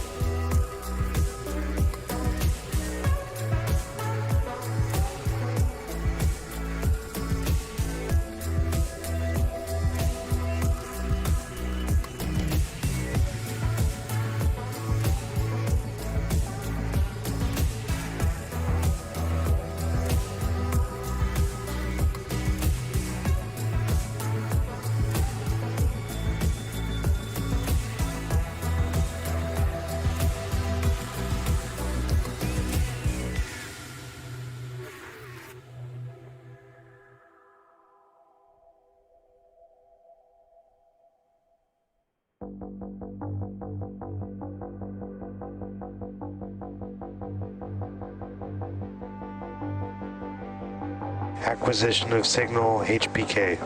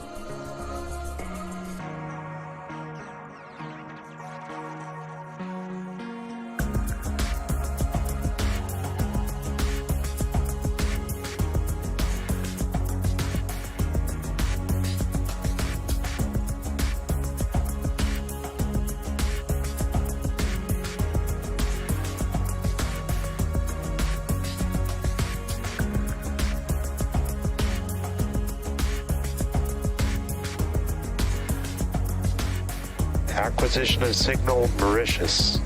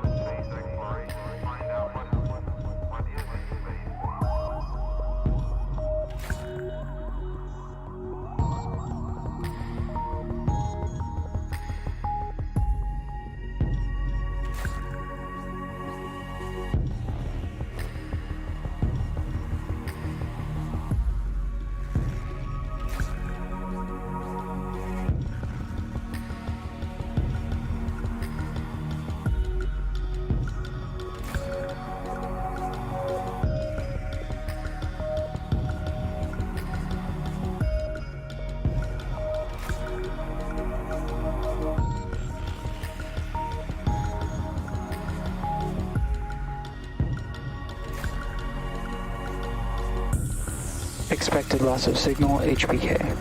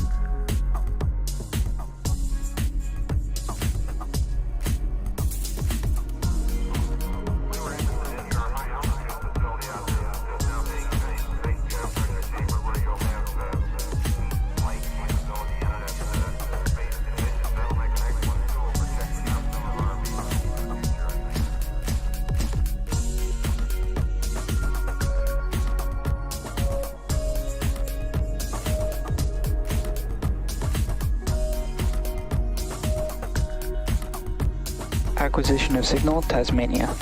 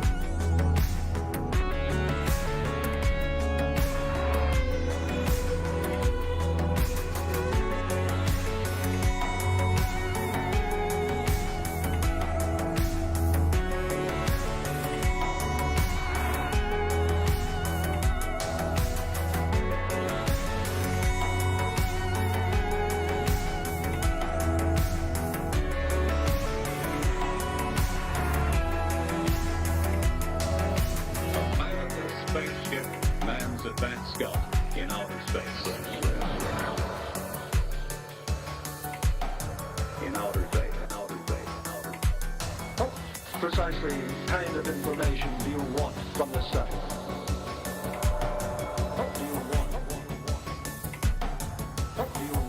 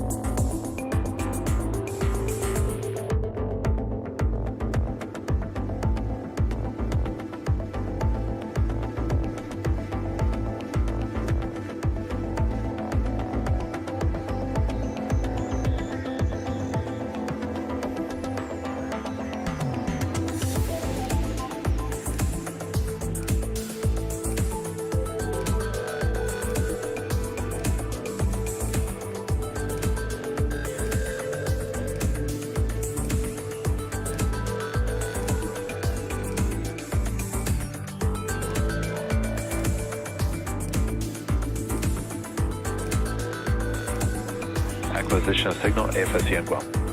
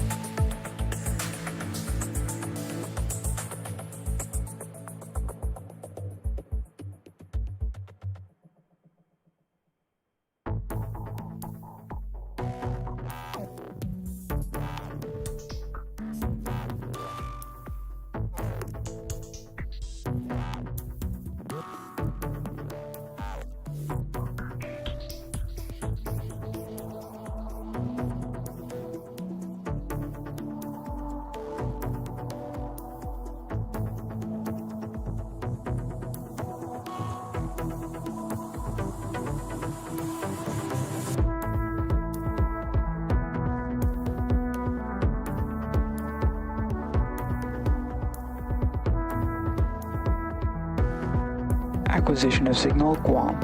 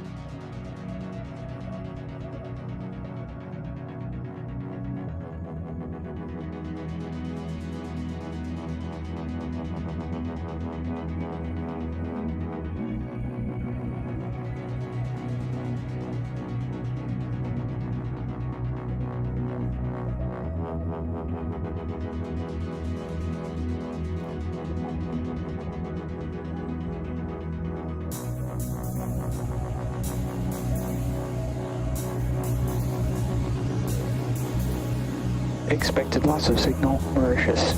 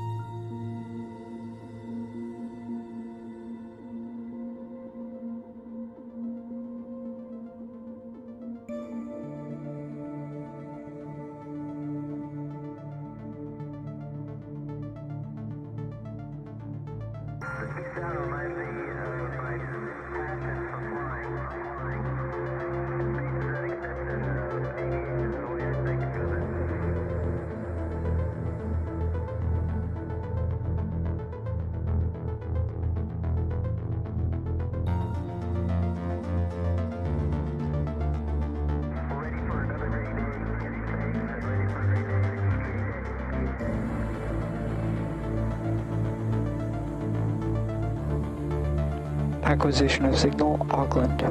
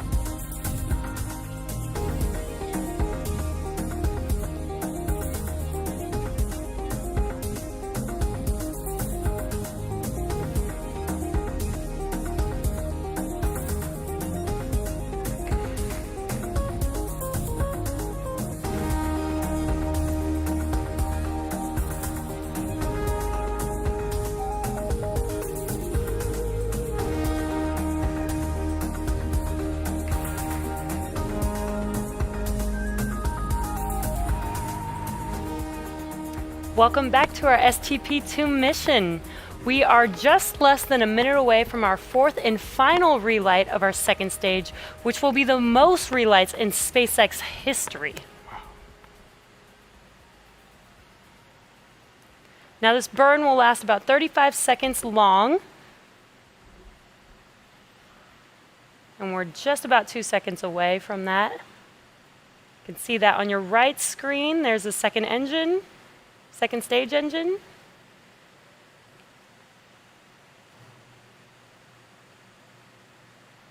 And there you see second engine startup.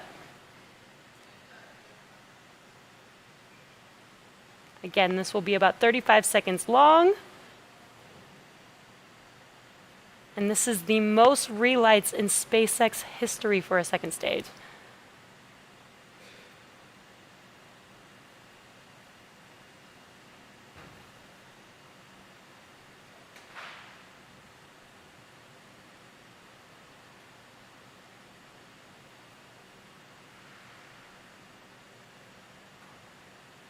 And there is second engine cut off. That completes our second engine burn for the night.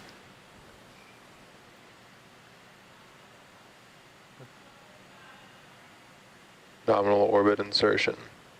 It looks. And we have good orbit. Nice. Yeah, sorry to talk over you. We got confirmed good orbit. And now that we have good orbit, we are waiting for our final deployment of the DSX satellite for the Air Force at about T plus 3 hours and 34 minutes.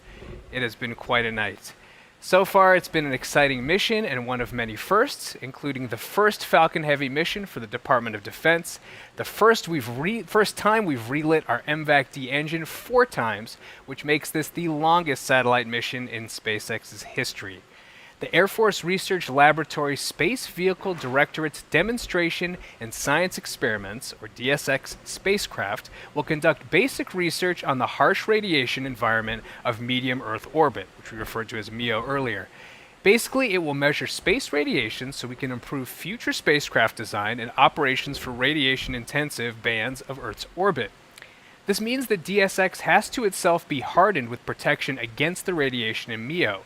DSX is also doing some experiments on solar activity and measuring the impact of the solar cycle on space radiation and particle concentration in Earth's orbit. One cool thing about DSX is that while DSX on launch is no larger than a station wagon, it will deploy booms over 260 feet, 15% longer than the Falcon Heavy that's carrying it. So it's by far the longest spacecraft we've ever launched, almost as long as the International Space Station itself. So coming up at about T plus 3 hours and 34 minutes, we expect to see the DSX deployment, so we're going to hang back for a bit.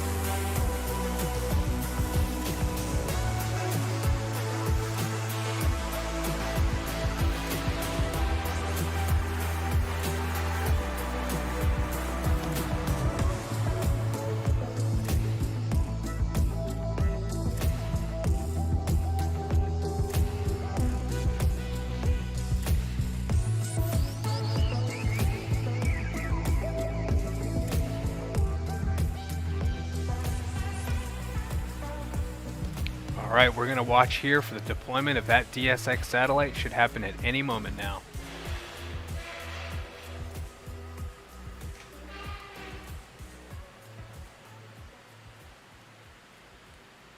DSX payload deploy confirmed. And there you see it. What a beautiful image. 24 of 24. What a night. Jesse, we made it. I can't believe it. A night of historic firsts. John, take us home. Well, T plus 3 hours, 34 minutes, 42 seconds since we lifted off from Kennedy Space Center, Complex 39A. It's been a bit of a marathon, but when you finish a marathon, you really feel good. We've had an outstanding mission tonight. We lifted off from 39A, turned night into day with the Falcon Heavy, over 5 million pounds of thrust.